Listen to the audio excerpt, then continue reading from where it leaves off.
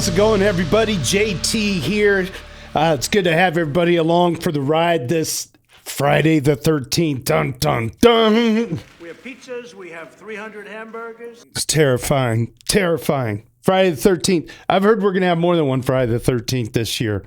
Anyway, so it's good to have you guys for this 140th episode of the Daily Dudes podcast.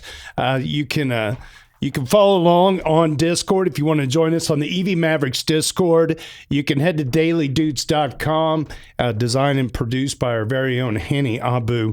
This weekly Doots live stream is all about showcasing the best of the week from the daily general discussion on our Ethereum. It's a read-along reaction series. If you want to follow along, you can. Otherwise, just listen in. I'll read Reddit so you don't have to. All of the contributors include Tricky Troll, the capture every day's Doots, and the A word for curating this most beloved weekly list. I never read these out ahead of time. And if you're new here, we'd love for you to join us on Reddit on the R Ethereum daily general discussion. It's a great place to hang out when your mom's not hanging out with you in your basement. All right, so we'd love to have you over there. All right, we're going to get right into it. I don't have a guest for today, at least not yet anyway. I did put the Zoom link out to a couple of people. We'll see if they can join or not. No big deal if they can't. I'm hanging with you on X and on Twitch and on YouTube. And if you want to jump into the audience or jump up on stage here at Discord, you can find the EV Mavericks Discord. All of that's available at dailydoots.com. All right, well, let's dive right into our rich list for this week. Aiden Cairo at 118, Ethical Trade at 119, Hani Abu at 134, Crypto Wow Currency at 135, JS Tears at 145, Tricky Troll at 170, Benito 2030 at 180, Super Fizz at 241. I just saw his lovely face this morning. LogrisTheBard at 256, and Harog at the top of the heap at 314. I think that dude got like 3 or 4 Doots this last week. Also should point out, this last week, we had 3 first-time Dooters in a single daily. So I feel like some people are coming over to Reddit that might be new to the Ethereum world and crypto in general. So we're really happy that you joined us. And look, Tricky Troll made you famous. We have, at this count right now, we have 1,296 Dooters that have made the list at least one time. That's incredible. The list is growing. There's no doubt about it. All right. So with that, let's jump right into our episode here, 140. Morning roundup comes to us. Let's see. We got How Are You Today chimes in. Ethereum Frank the Tank gives us a dismal price at 1928, but we be pumping, fam. We be pumping. And user 10buck9 gives us a 2918 on the ratio. Our weekly haiku courtesy of JS Tears. More wallet safeguards. Security House of Cards. Glamsterdam regards. How does he do it, JS Tears? How does he do it? Don't forget to check out Ethereal News by AB Kotha. He's on episode number 11. Some of the headlines this week for Ethereal News: BlackRock buildable tradable via Uniswap Hex. How about that? So BlackRock's got stuff that's trading on Uniswap now. Wow. ENS is staying on the mainnet. That's really big news. There was speculation they were not going to be on mainnet, but they are staying on mainnet. And why wouldn't you? All right. Solidity Developer Survey is out. You can check out the rest of those headlines and more at ethereal.news. Make sure you subscribe. And thanks so much to AB Kotha for producing that. Also, if you haven't checked out Grow the Pie, usually we get a update from ETHWave himself coming in and showing us some of the weekly engagement across the ecosystem and what's going on in the Ethereum world. GrowThePie.com. Really happy that they are along for the ride. Our shitpost of the week comes to us by way of Mulberry Acceptable 39. Mulberry Acceptable 39 is looks like a Dooter number 1 for the week. How did they get on that list? That's amazing. Let me guess. Buy the dip. Oh my gosh. Yes. Definitely buy the dip. User Harog compares the current throughput of different L2s. Harog is our number 1 person of the week on the Daily Doots rich list. It looks like Jasper the Friendly Ghost is getting his hand up in the audience. Jasper the Friendly Ghost, you're on stage now. Hey, if you if you want, I can shoot you a link to the Zoom link if you want to jump on camera. Do you have your hair done? No, I literally just stepped out of the shower. I am currently in a towel, but I did want to come by, express my love, and give a quick shout out because this week Saturn One goes live. Let's go. Rocketpool. That's right, Jasper. biggest. Yes.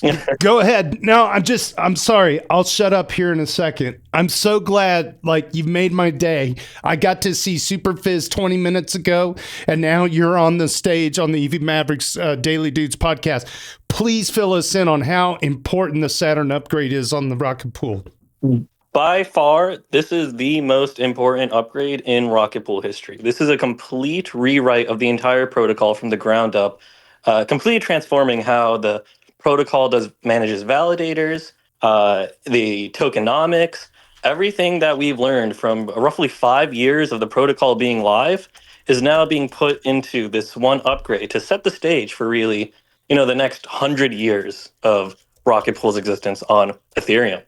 Some major points are there is going to be a new system for mini pool management, which will require nodes to exit and re-enter, but you get access to 4 ETH mini pools, now called mega pools, increased APR, and an RPL fee switch where your actual rewards can vary from a 1.3x roughly all the way up to over a 2x normal staking, solo staking APR, depending on how much RPL you have staked and how much ETH is in the protocol.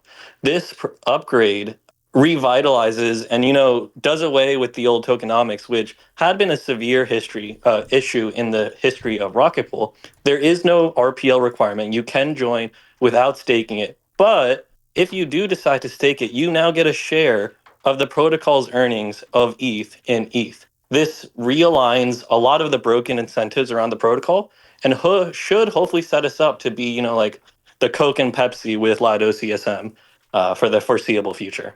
This is so exciting. And I don't know if you can see, but I'm sharing my screen on the stream right here. You can go to saturn.rocketpool.net and learn all about it. Are there any other resources you recommend beyond that? Yep. So Mav, Nick Ashley, community manager for Rocketpool, put out a great Medium article on the Rocketpool forum all about Saturn 1.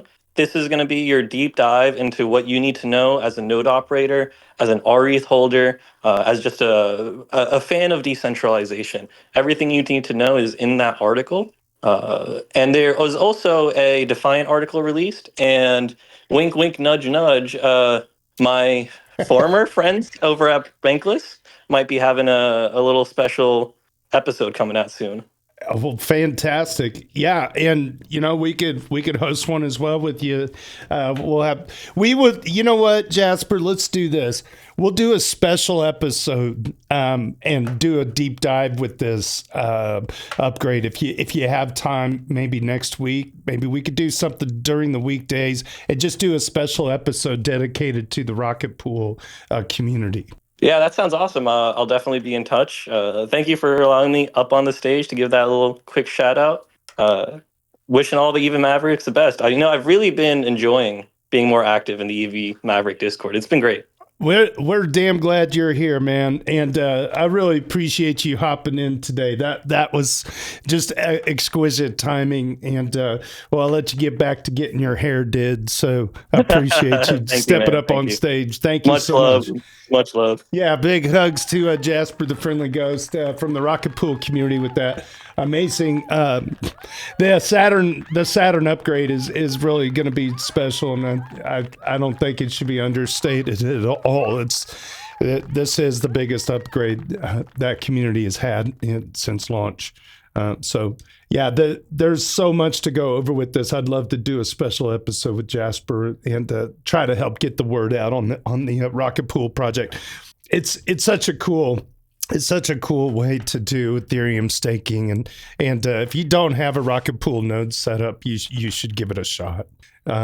We actually did an entire video series over a year ago, probably almost 2 years ago by now. It's deprecated because the way things are set up now is different than what the video had. But I'm eternally grateful to the Rocketpool community for giving me some work in that regard. And we had a good team of people that were helping to guide the technical aspects of setting up the node. And we were trying to make it in a very user-friendly visual way. So I'm eternally grateful to that community for putting some money in my pocket and making some meaningful work. And I look forward to doing it again someday.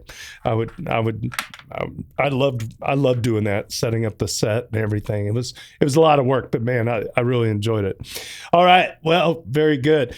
That was such a surprise. I'm so glad that Jasper came in. Thank you so much again. All right, let's see. So this is going back to the Doots list here. Harog compares the current throughput of different L2s. Oh, look who else is joining the stage here. LogrisTheBard, my man. How are you doing today? I'm fine. You just bumped up the podcast 2 hours. I'm like, wait, what? Okay, let me see if I can get kids to school and back and get online. I appreciate it. Yeah, it was just gonna be a solo show, and then all of a sudden, like before we went live, Super Fizz was on stage. He's like, I gotta go to lunch or whatever excuse he have. And I'm gonna try to reel him back in, and then Jasper shows up, and then now you're on stage. So yeah, life is good. Let me see if I can go wrangle a guest real quick and just get someone to drop in. Yeah, put in a call to the big man. Hey, we got a new leader. Well, they are already in leadership. Bastion at the EF, if you want to see if he's around. It's cool. There's so many changes coming, and it looks pretty positive. I've always eternal bull, and it's so cool. Like just even this community. What's the running joke? Ethereum is just 300 people. So it's just neat that there's so many connections that could be made. It's fantastic. All right. Harog compares the current throughput of different L2s. This is take 3 on this post. Due to the whole L2 discussions after Vitalik's post, I looked a bit closer at the L2 Beat website, more specifically, the activity charts. I was positively surprised to see the level of activity all the different L2s have.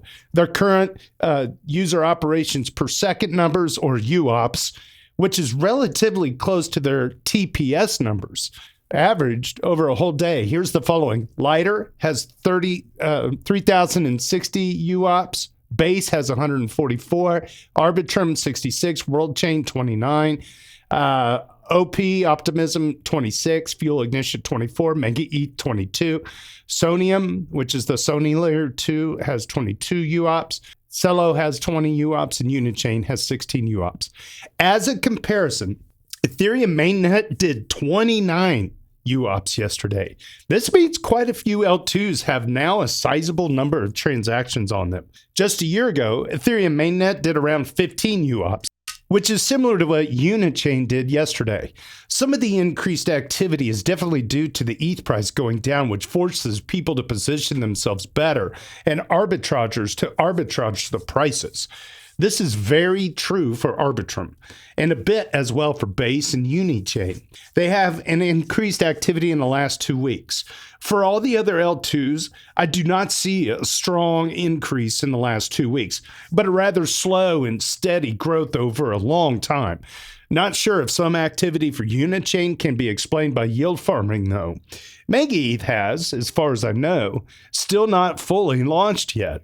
So I guess the UOPS numbers for Mega ETH are not really organic. Mega ETH recently did a speed test, and as far as I have seen, they easily managed to do 20,000 TPS for several days, with short spikes way above these numbers. So they have a lot of room to grow if they find demand for the block space. What surprised me most with these numbers is that it isn't just Base and Arbitrum now, even though they are still high up in the UOPS rankings, but chains I have never used, like World Chain, Fuel Ignition, Sonium, and Celo, seem to have a consistent and growing user base. I'm not really sure what people do on these L2s. but they seem to be doing something there. A year ago, only Base, Arbitrum, and Tyco mostly incentivized farming. Optimism Mainnet and WorldChain even had UOPS over 15. But now we have quite a few more. So to me, it looks like various L2s have been finding their niches in 2025 and are growing from there. Yeah, that's incredible numbers. 29 UOPS on mainnet yesterday. I mean, you take just all this aggregate activity. This is per second. I mean, there's somebody doing something out there on those things. I feel like the news that you see on X is the tip of the iceberg of like all these other companies and what's actually going on. Like there's just too many things going on. There's just a lot of stablecoin activity, a lot of arbitrage on the Ethereum mainnet. You even just get a bunch of stablecoin activity, which is dust attacks, because the chain is so cheap right now. You can afford to do that. So you'll send one stablecoin transaction, and then you'll get like 5 other token transactions, either with a fake USDC or like a tenth of a penny of real USDC or something that hit your address. And so that's all aggregate transactions, right?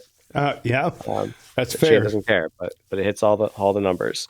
You get one big move on mainnet, like the ETH price, and then that price from Binance or something has to rebalance to every other exchange. So you get corresponding price action on KuCoin or something, but that creates a token imbalance in the wallets. And so then they start withdrawing from both exchanges of the different types to sort of rebalance the amount of USDC versus ETH they have on both exchange addresses. So that creates a flurry of sends, and then also you get all the DEX activity as you do all the arbitrage loops and everything, and basically have to make everything more efficient price everywhere. That's not bad activity. It's just, one event, a single big buy of 1,000 ETH on Binance will create 1,000 transactions. Yeah, you're right about all the dusting, and guess what? Spam is back. Like spam transactions, the people that tried to do they all made this. It so cheap that spam is back in style. That's right. We're back, baby. It's so crazy because that was like kind of a novel thing about scammers in blockchain space, particularly in the early days of Ethereum, when the smart contract, it was going to cost those people something to try and pull off, attacks. With now, I mean, it's cheap. And it's kind of like, man, you almost want more transaction gas fees. But you know what? We got to have workarounds for all of that stuff. And I think lower fees, obviously, is still the better play long term. So, yeah, interesting. Yeah, it is kind of fun to see like just the amount of activity that's being spread out across all those different networks, and and they still get that main layer 1 security. Okay, moving on. Good. WSB. This is a great username. WSB. I'm guessing that means Wall Street Bets DGen number 9999.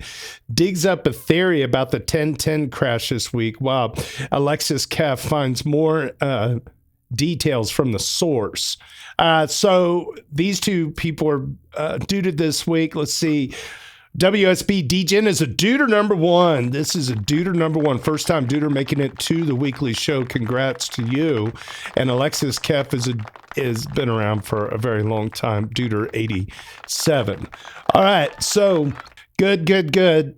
Let's see here. It seems like WSB DGen writes, it seems like Tom is insinuating that the recent 40% crash is due to the unwind of silver blowing up. One of his replies includes a tweet, which is guessing with some circumstantial evidence that some hedge fund from Hong Kong got blown up by silver trading and had to liquidate IBIT holdings. So that crashed BTC and along with it, Ethereum. Alexis Kef says, I just saw this too. I'll copy and paste some info below. Let's open up the info below. It shows that it looks like a tweet here. D. Nineman says, Eigenman, sorry, was sent a pretty in-depth report on what's driving the crypto unwind. Short version, large non-crypto entity likely based in Hong Kong was running a JPY, is that Japanese yen, carry trade funding into leveraged IBIT option and Binance positions and precious metals. Oh, October 10 blew a hole in the balance sheet, 19.16 billion in crypto liquidations. Pour one out, the largest single day ever. Prime broker granted roughly 90 days. Entity doubled down on the PM recovery trade. Warsh nomination destroyed it. Gold down 11%, silver down 31%, now underwater on all legs. February 5th was the force unwind. IBIT did 10.7 billion in volume, 900 million in options premium, both all-time records. Gosh. Okay, fine. I personally give this one a lot more credence because I've asked around, talk to Wintermute, talk to other market makers, and while I can describe mechanisms by which they would be hurt, they, at least privately, all claim that they weren't overly affected by the 1010 errors, right? The Binance level errors. So you have to ask who got blown up and why. And the IBIT volume really, it's an abnormality, right? In the chart, it really that's way more volume than they'd usually have, and so that says that someone that is not our usual crypto ecosystem player got hit real hard, right? And that's why we're all just going like, who is it? I don't know. It's not like Jump Capital. It's not like Wintermute. It's not like anyone that we know, right? Logri, just to be clear, you support this thesis. Yeah. Okay. That continue. There is some company probably out of China or somewhere outside of the crypto sphere that I interact with that got force liquidated, and where they got force liquidated was on IBIT.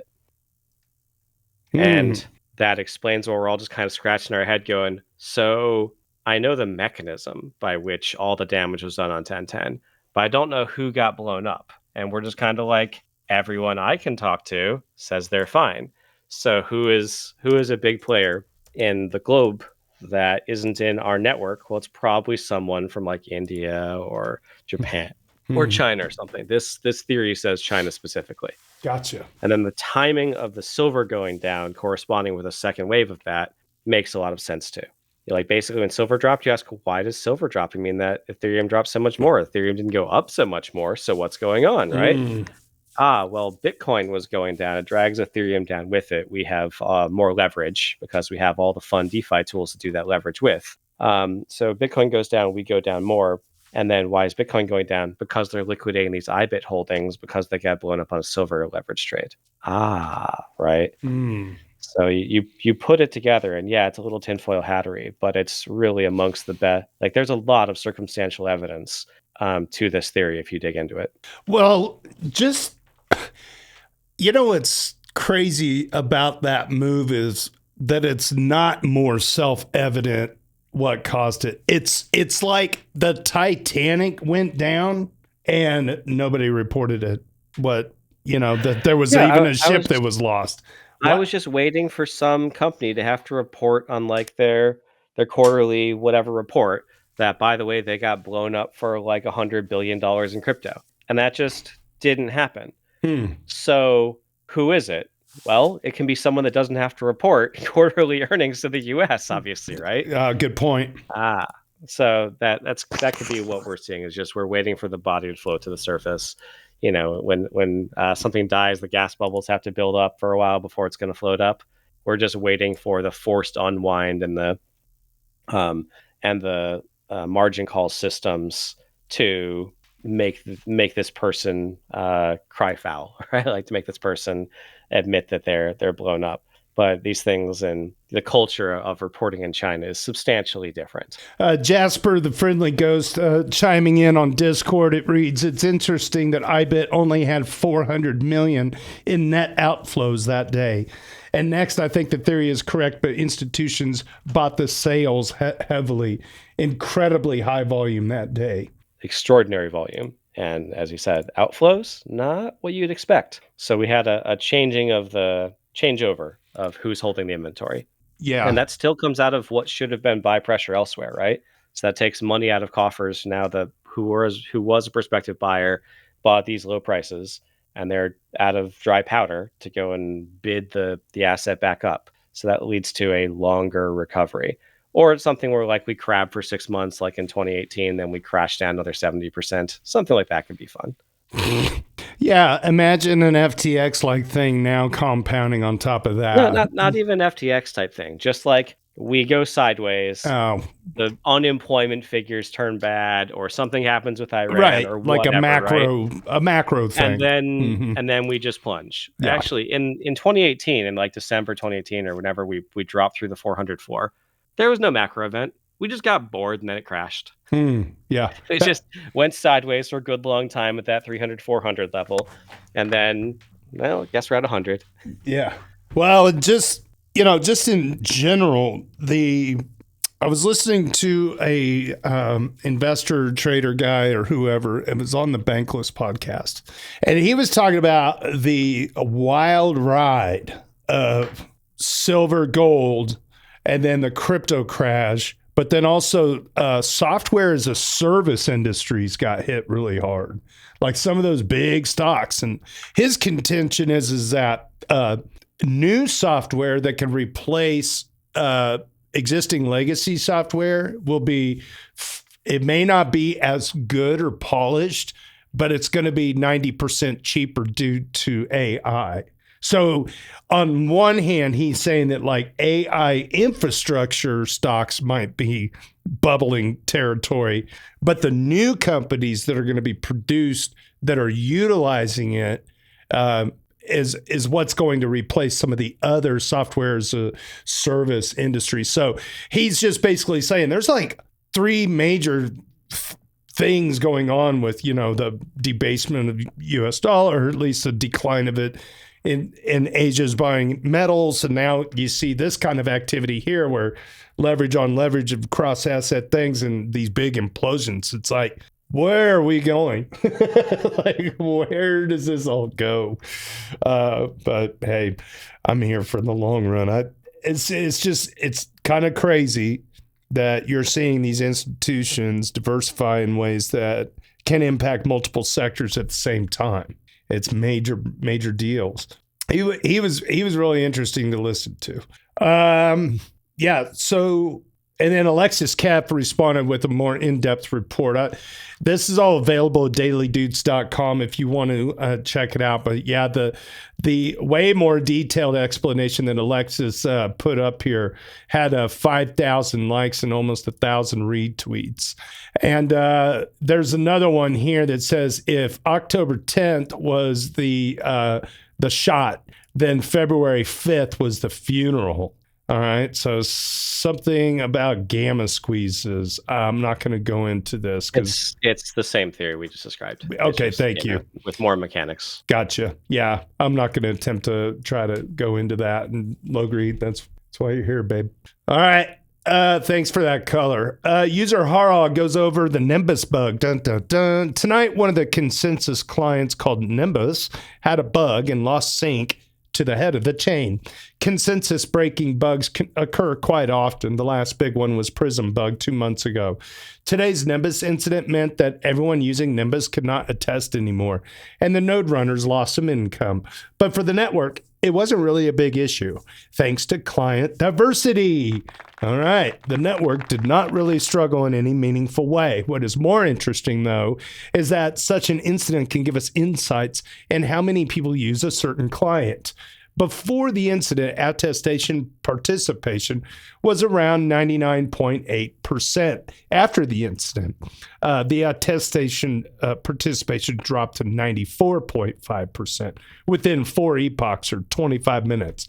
Or in other words, it looks like that around 5% of all validators are exclusively using Nimbus as the consensus client.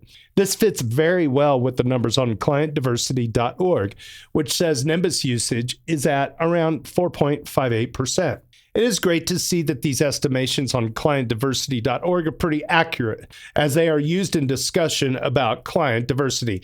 Well, let's just open it up. Client diversity, right there. Diversify now. It shows you right down here. Consensus clients, and it's showing Nimbus at 1.55%. So it's down. Yeah. Okay. Lighthouse is number one, over 50%, barely by a hair.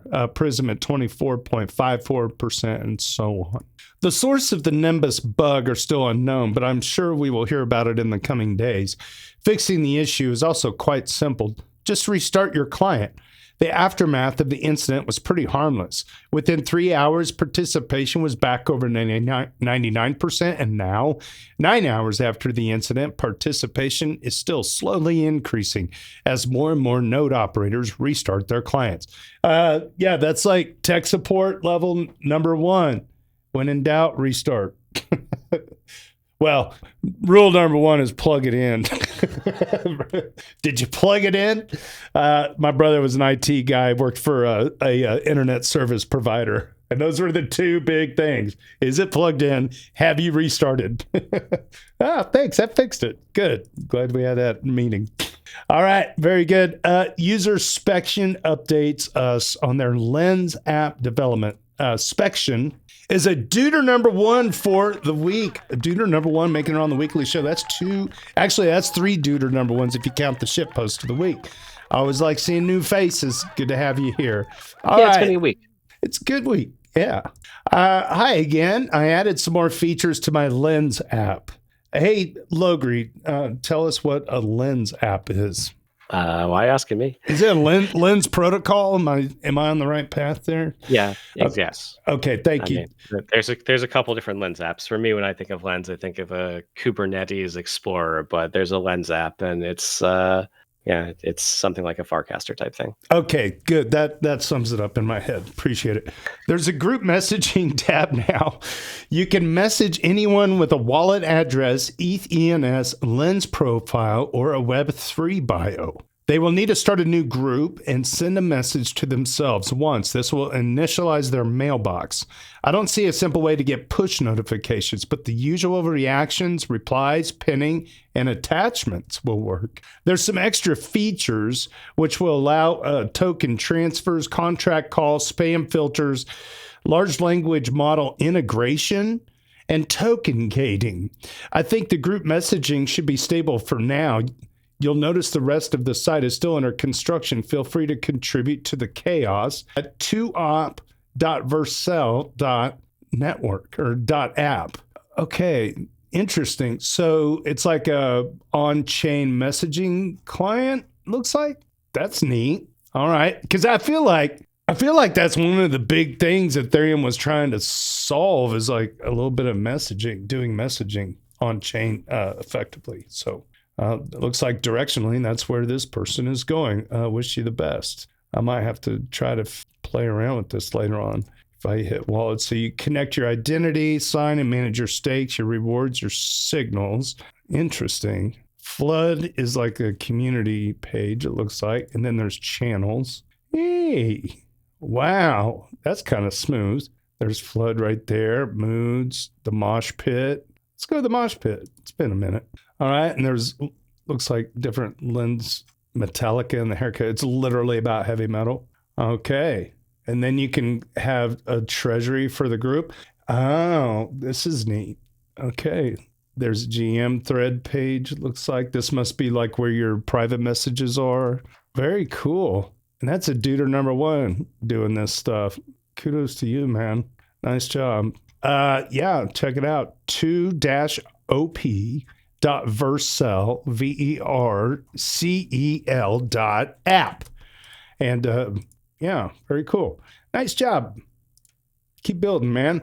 Benito 2030. Benito 2030 is on our rich list at the top of the heap, getting in that top 10, I believe, at 180.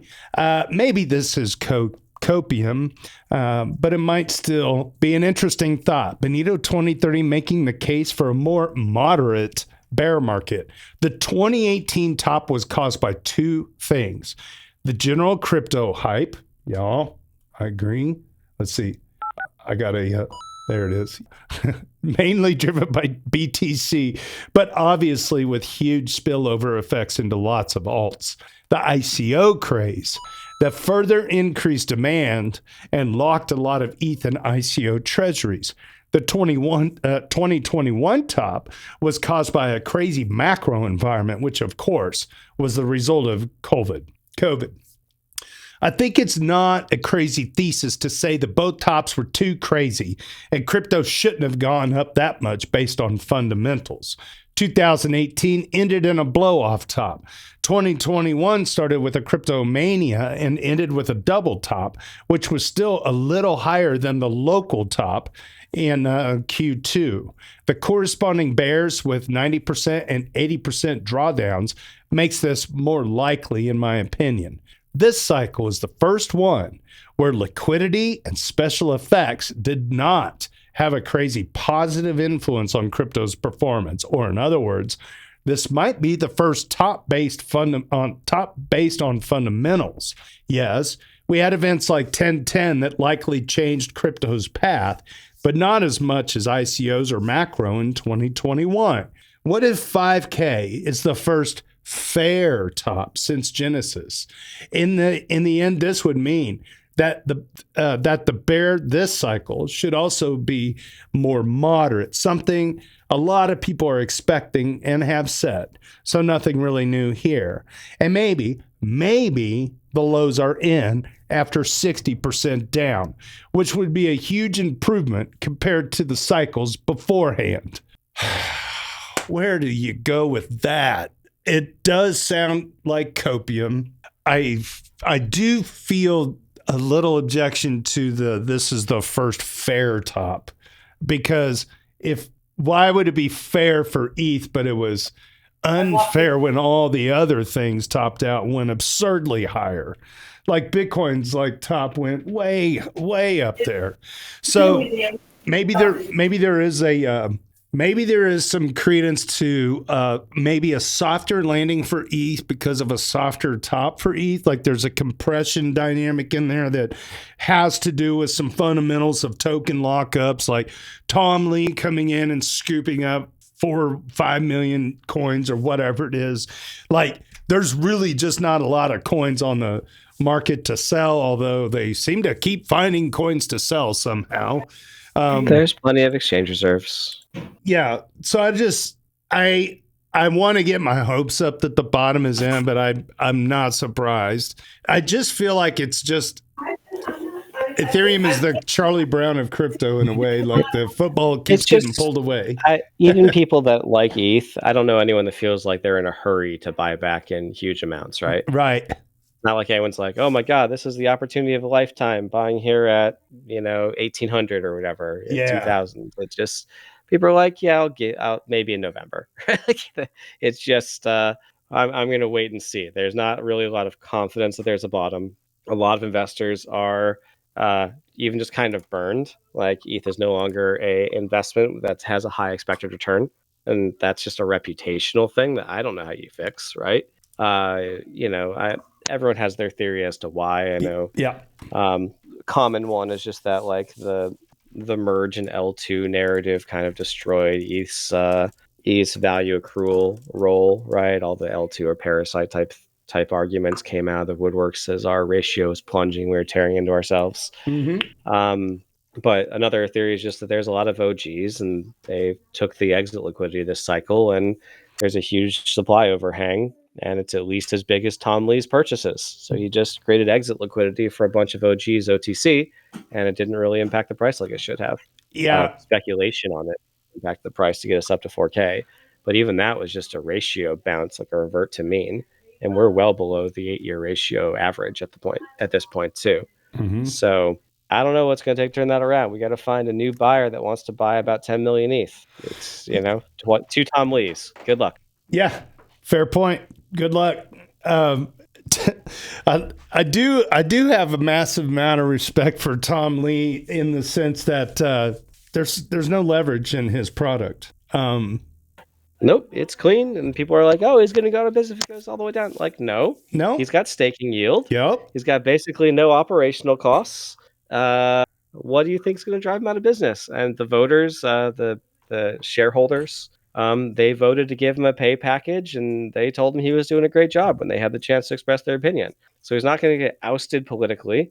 He's not going. There's nothing wrong with the company financially. Even if they make a very low percentage on the ETH, like sub 2%, they have enough ETH there in terms of billions of dollars to easily make payroll.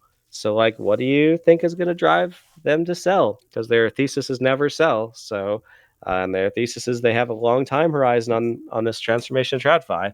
I So just have a I don't massive see it. amount of respect for him, and I don't understand the hate that he gets. There's other people that are upset about their bags, and they think that it's up to Tom Lee to, Oh, the thing they're upset about is Tom Lee said that the bags would go up, so they bought some ETH, and then the ETH didn't go up like Tom Lee said. So now he's a scammer and should go to jail. That's right. It's the same thing as ever, right? That's ever. You said you'd make me money and you didn't. You must be a criminal. Right.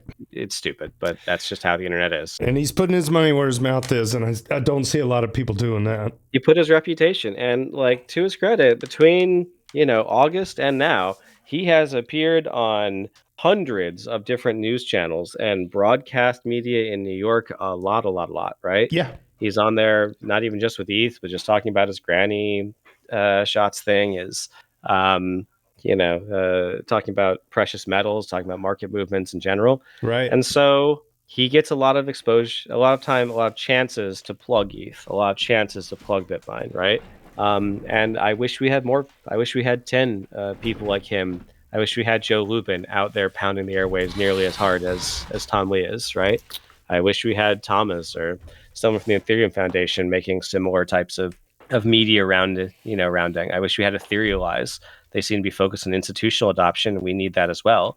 But I just wish we had kind of a public advocacy arm to curate and spread the good word, if you will, right?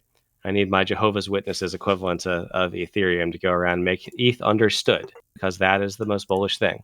We have legitimate technology and a lot of good we can do for the world with it, if only people understood that. Yeah, and I feel like there's a momentum machine behind Tom Lee, because it's not going to take a whole lot of rocket science to convince other big hands that it is a great investment, because of the fact there's no leverage and there is yield. And what if they imagine we get a soft bounce, all right? Imagine we get a soft landing, not a bounce, but a soft landing now, and we go sideways for a while, but the price starts to creep up, and there's that thing where it's like, oh, this thing is going to start to blow up. Well, the excitement begets more excitement when now we have all the kind of regulatory stuff in place where other players could do exactly what he did and just put down money, buy that native asset, no leverage. And like you said, it's a clean operation. You're not dealing with this kind of Michael Saylor MicroStrategy, leverage kind of stuff. I do think there's a lot more potential to do stuff with the ETH than they seem prepared to do. Right. So, for example, you can stake it, fine, but you can also put it in DeFi. Mm-hmm. And if you have 5 million ETH and you're putting it in DeFi, you might be able to attach strings to that. And you might say, well, Aave, I'm willing to put a bunch into Aave here at a certain, down to a certain rate. You give me Aave tokens or something, right? Like I want to have shared success here. You could ask for kickbacks. You could ask for that type of thing. You could also, it's not considered insider trading to buy the token of a platform and then put a bunch of money into the platform. BlackRock just did that with the Biddle fund on Uniswap X, right? They bought some Uni tokens. So if you're going to be pumping up the fundamental numbers, and that's going to drive up the price of a token, right? You can buy that token, quintuple the amount of AUM and the adoption of that platform you're about to use, and then watch the token price pump, and then sell that token 5x your investment, right? Mm-hmm. So I think there's a lot more he could be doing, both to build the DeFi ecosystem into something more coherent, think of like a Frax style play where they really try to serve like a glue and bind all this stuff together under a Frax umbrella, or under a Frax kind of like hub and spoke, where Frax is at the hub level of it. They try to do things like that. I think Tom Lee could do something very similar for DeFi to try and make a coherent architecture and substrate and plug things together and get better integration, and tokenomic alignment between synergistic protocols. But I just don't think he's not me. I don't think he sees that. I don't think he'd know how to execute it. Yeah. So I think he's going to do staking. You should call I think him. he's going to do TradFi things, right? So I think he understands things like, okay, we can take a stock, and not only can we turn it into a digital token, we can fragment that stock into the different subsectors. So if I want to take Microsoft stock, I might be able to take just the Microsoft Office section of Microsoft and put that into a token, right? And I might be able to take just the Xbox section, put that into a token, and allow these things to float independently of the base stock. So we can do fun financial tricks of that type. I do know that the main thing he's worried about is keeping the volume on the BitMine stock up, because with the revenue that they have and high volume and high market cap, he qualifies for a bunch of index funds. And so when you get in the Russell 1000, then you get a bunch of people that are buying BitMine without discretion, right? They're just pointing at the stock market overall.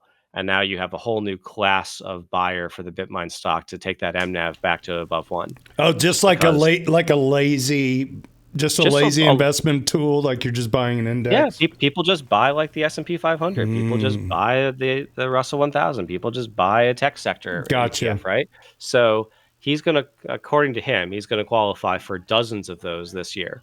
And if he can get included in dozens of ETFs of that nature, where, I mean, if you're dealing with like a national, take like Norway, and they've got their investment fund as a country, they don't just usually invest in a company, right? A lot of their investments are like, we're going to buy a asset class, right? We're going to invest in a sector and in entire nationalities, right?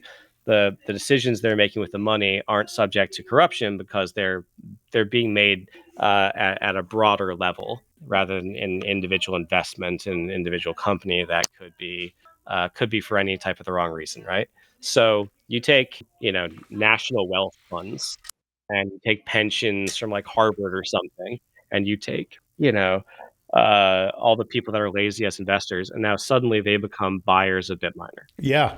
Right. And that is obviously going to create inflows of USD to the stock price. If that can get the NMAV back above 1, he can get back to buying.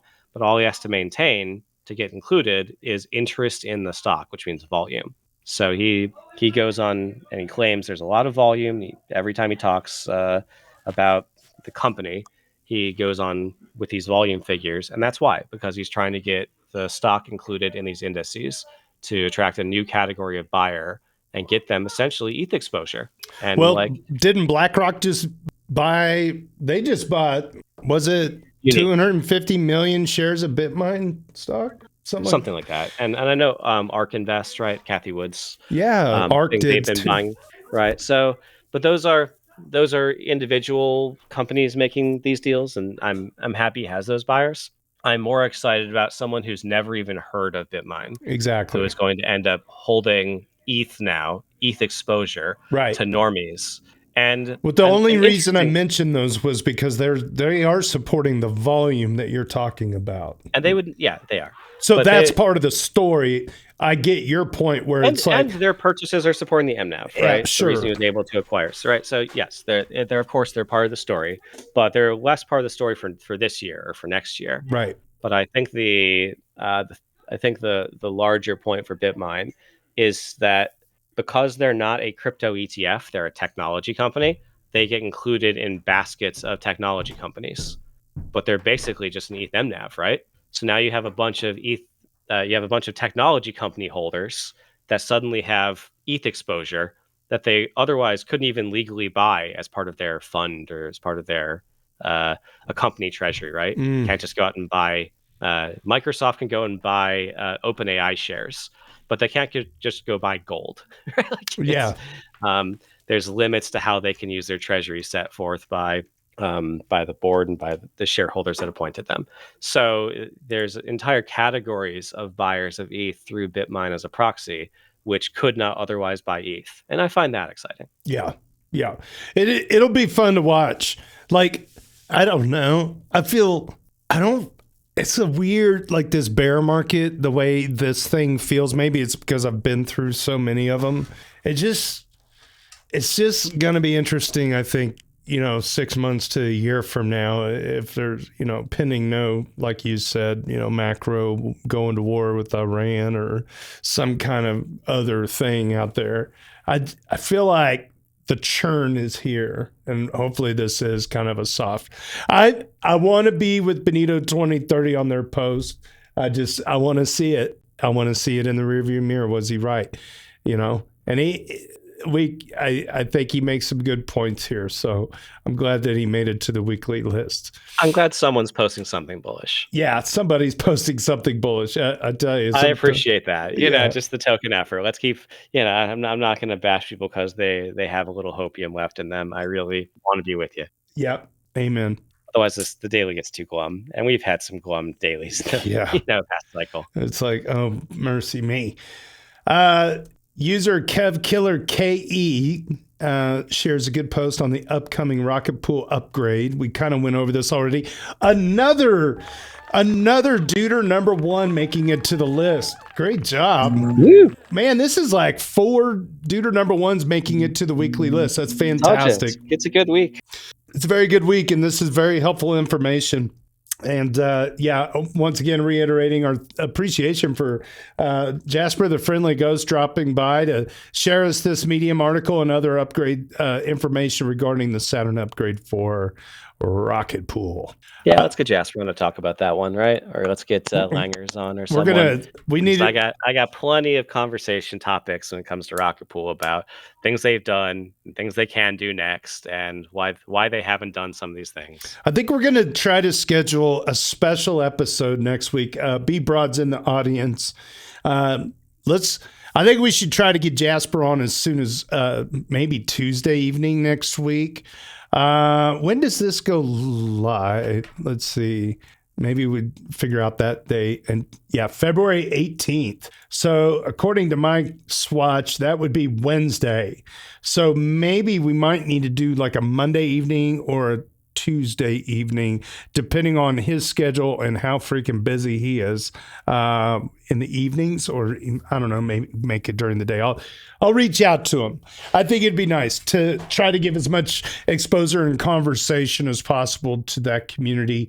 And LogrisTheBard will coordinate schedules, make sure that you can come on board and talk to.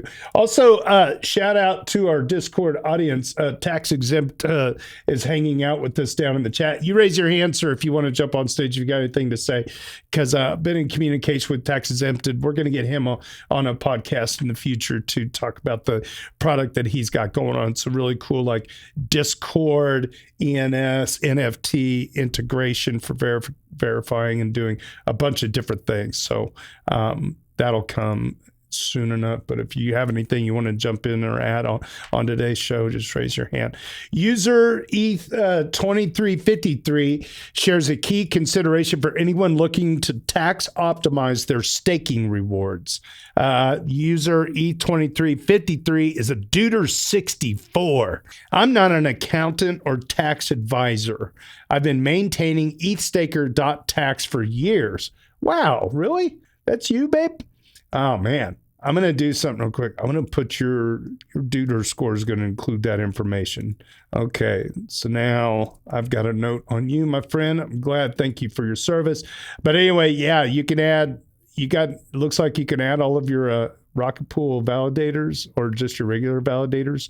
And wow, that's cool. Let's see. Let's read the rest of the post here before I get on myself. I've been maintaining ETHstaker.tax for years, so I consider myself to have a pretty decent understanding. With staking, you have two choices when it comes to taxing the staking rewards.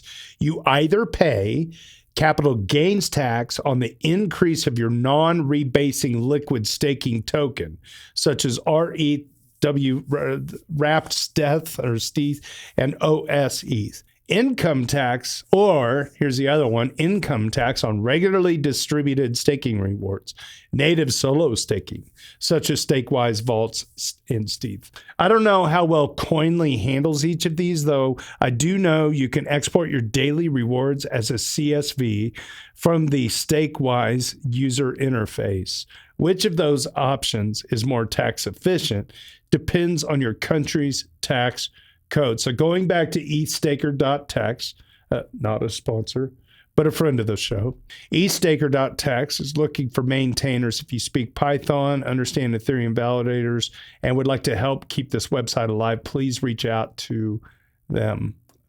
Very good. Please note, 2025 will be the last officially supported year by the current maintainers. Anyway, so it looks like you can add your validators by index, public key, by your deposit address, or by your Rocketpool node address. You pop that in there, and it'll probably give you some idea of what to expect for paying or reporting your taxes. So thank you to ETH 2353 OG Deuter number 64 for this week for some great information and a little tool that you can use to keep the three-letter agencies from getting into your life. All right, user CotMineNetchup asks where the community went and gets a great answer from user Yeopa and Bob Rossi. I'm going to open up all. These are all OG accounts for sure. CotMineNetchup this week is a Deuter number 6. Yeopa is a Deuter number 13. And Bob Rossi is a Deuter number 65. This is going to be the last post for this Doots show here, so listen up. CotMineNetchup says, I've been here a long time through many ups, and it feels more like downs. The more noticeable difference is the lack of community. We always had a big, thriving community before, even during the downturns. I have to admit, I myself stepped away from crypto Reddit over the years because focusing on price action all the time was too stressful and bad for my mental health. Maybe that's just what others have done. I don't know. But I do have to ask, where did the community go? It was always my safety net, knowing there were so many people excited about how Ethereum could change the world and working on so many cool ideas. Did that dry up, or did the activity just move somewhere else? Yeopa responds, we lost a lot of users in protest after Reddit announced their API changes. That's a fact. We also lost a lot to crypto Twitter. Many still hang out in the EV Mavericks Discord. But for the most part, the API protest was the real community fracture. I wholeheartedly agree. As for people being excited about ETH's potential or being bullish, ever since we merged here, we've had months upon months upon months of bearish trolls posting together and downvoting anything positive. It only recently begun to let up a bit. It seems the same handful of people have become more quiet, but the current price action is bringing out a new type of negativity, fear, and regret. I think a lot of old posters are still here, just lurking. I'm going to push back on this a little bit, Yeopa, and I can speak to this as a moderator. I've seen a lot of our OG friends from ETH Trader and ETH Finance days. They are some of the bears now. And I've seen a lot of OG people, they've basically sold and moved on. They've become so kind of soured by the price action. They've kind of lost conviction, and they kind of see the world speed running towards centralization and privacy loss anyway. They're kind of giving up a little, if I could just put it bluntly. And so I don't think it's necessarily like when ETH Finance moved to our Ethereum. I mean, there was a higher percentage of bearish posters for sure, but you know, we've handled as a moderator the best we can a lot of that stuff. But it's just kind of hard to be totally rainbows and unicorns when we've lagged in every metric price wise against absolute utter shit tokens and Bitcoin. And so it's really hard to express how much that just kind of demoralized people. And I guess to add to your point, I do wish we had more builders coming in and sharing things. We tried to do like a weekly thread that was dedicated to builders. We tried it on ETH Finance, and it was just, man, once that API got pulled, there was just so much less action. A lot of people moved on to Farcaster. They're moved on to X. They've moved on to their own little bubbles on Discord. And a lot of them, frankly, are builders, and they're employed, and they're too busy to be around anymore. They appreciated their roots. Like people change. I feel like every 5 to 7 years, people just kind of change into a new person, and their interests change.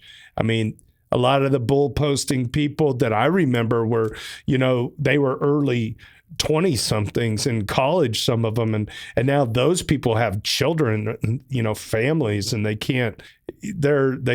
matured beyond the asset, if that makes sense. And a lot of people bought houses and bought a car or got a different job and out of the space and moved on. I mean, never underestimate how bad a bear market and how bad a social media network decision to remove the API and screw up all those two things right there.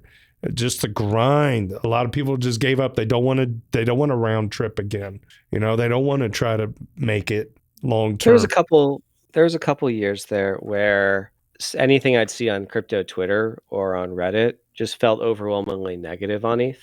Yeah. But I'd go to a conference and it would just be this vibrant action of builders that are all still very excited. And I get these 2017 vibes. Mm-hmm.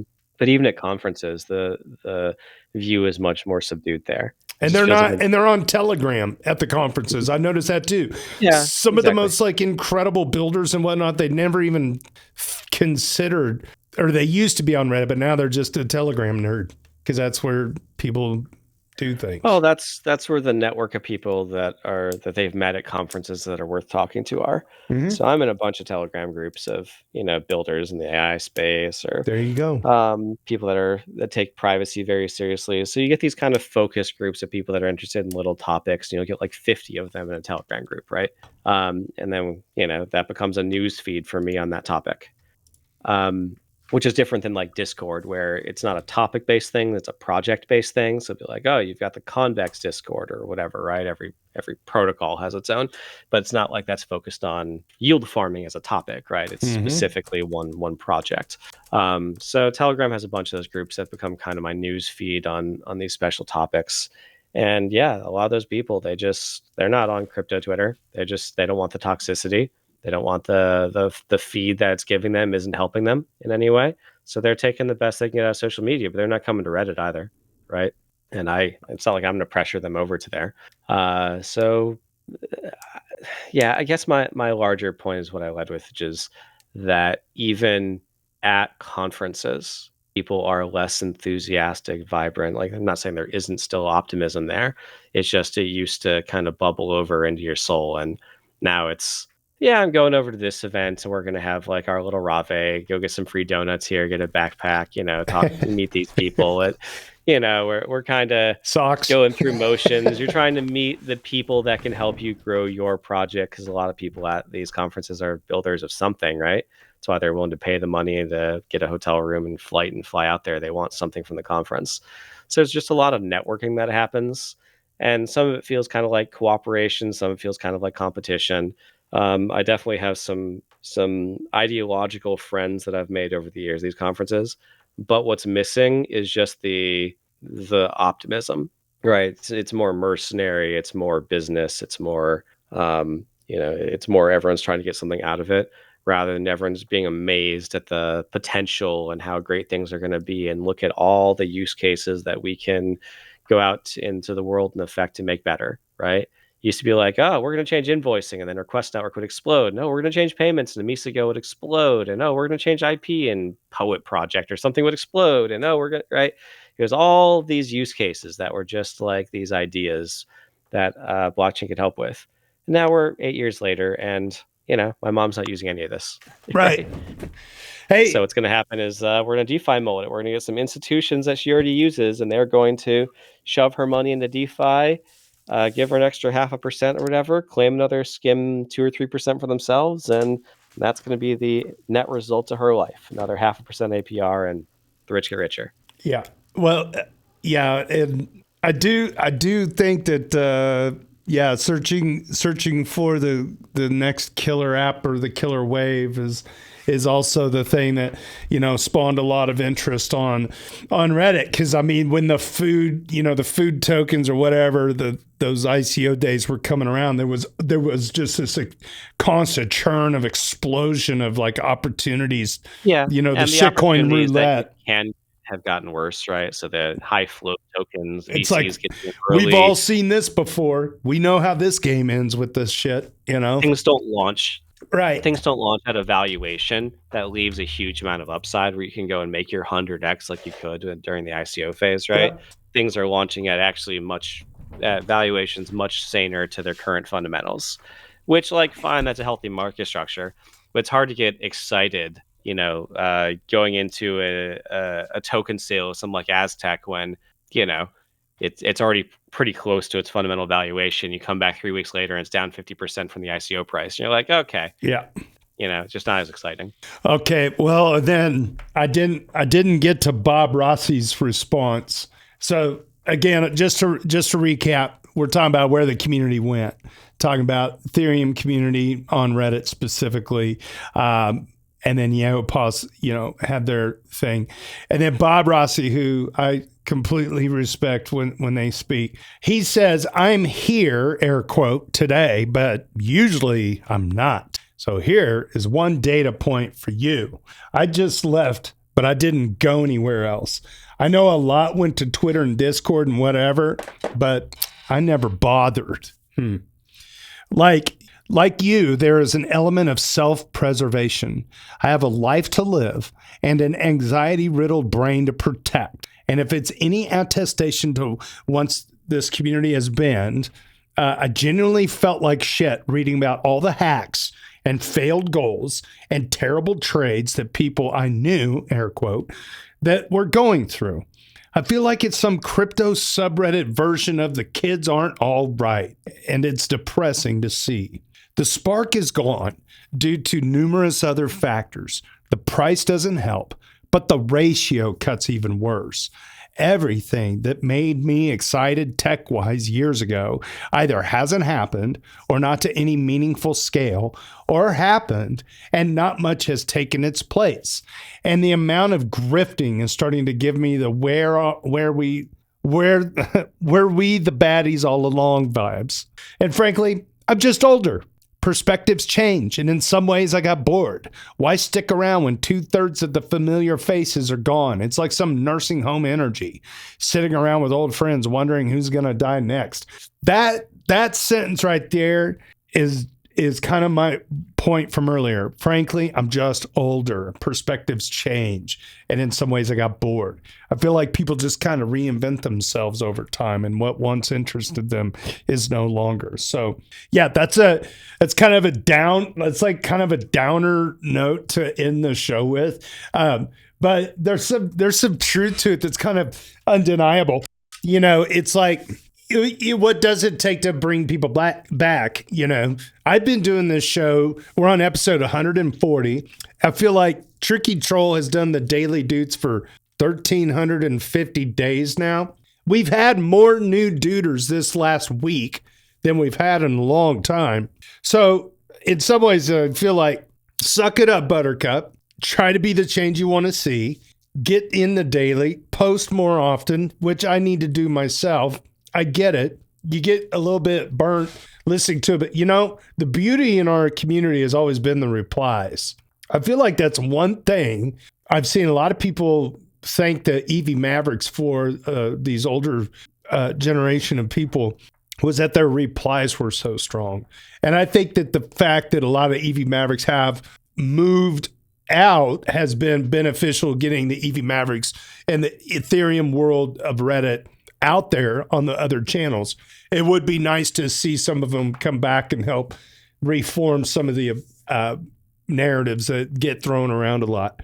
But again, to their point, long-term price action, the ratio, those kind of things beat a person down over time, because the way the trajectory you think you're on ends up being a left turn or a right turn you weren't anticipating. It's just matters how long you want to stay on the ride. Because I think when you look at this show and you look at the weekly Doots and what gets dooted and spoken about, there's plenty of things in this episode here that ending on that note right there doesn't really do justice for the previous 9 posts that were talking about real things like product development with Rocketpool, right? The idea that this might be a more moderate bear market. And then talking about like the various macro things that do impact the price that are kind of out of our control, that are much bigger than crypto itself, right? And we've got people like AB Kothup that's still producing a weekly newsletter now that Week in Ethereum has been retired by Evan Van Ness. And then you got User Spection is a duder number 1 that has got a Lens app development, which looks like a social media platform on Ethereum. And I think then you go all the way back to the beginning of the episode and you look at all the activity on the layer 2s. Just because people aren't talking about it on social media don't mean people aren't building, right? There's stuff being done and it's massive. And I think just the fact that just going again back to Tom Lee, putting his money where his mouth is, along with a lot of other people. And what Logri was saying about, hey, we're really pretty close to this just being a lazy institutional investment asset that lazy, when you're an employee at a company, Bob and Alice sit down with the investment strategist and they're like, do you want a low risk, a medium risk, or a high risk option? Right? They don't care if Ethereum is in there or not, right? Especially if stuff like, Tom Lee's Bitminer gets on those lists, the indice funds, like Wall Street's doing shit. Like, I can't imagine that like 5-10 years from now that we were so depressed. The narrative will shift and it just ebbs and flows. It took a long time for the internet to mature into these products and use cases that we see today, right? It's kind of like what I was saying earlier. The data infrastructure and the companies that are building the big data centers, they might be in a bubble, but all those companies that are going to be using it are on the up and up. And now what do we have? Ethereum has been built. Okay, so the asset maybe isn't worth as much, but the companies that are building on it are certainly going to have to consider using it as part of their treasuries long term, right? Because there is that aspect of the narrative of the store of value needs to come back, and it looks like, I don't know. I feel like the institutions are keeping the worst news on the front page so they can stack as long as possible, right? Tinfoil hattery. I see you. That's me. I don't think they'll go into that much effort. I think that they're just like, Tempo's gonna make a stablecoin chain over here, and BlackRock's gonna launch their BUIDL thing and buy some Uni tokens and put it on Uniswap X, and this next guy's over gonna do something with RWAs, like Robinhood's gonna launch its Arbitrum chain and get some private equity tokens that have never been accessible to retail and make those, even though they're private equity, now available for public trading. Right? We're going to get financial overhauls that improve the uptime, lower the costs, reduce risks, we'll delete the unnecessary intermediaries and destroy unnecessary, TradFi leeches. We're just going to quietly make new products and new offerings. Yeah. And people are going to be so tuned out and so focused on negative price action, they're just not paying attention to the more exciting things. Yeah. Where there are points of light, we're just not spending as much of our attention on that as, a firm in China got liquidated on a silver trade and now we're all set.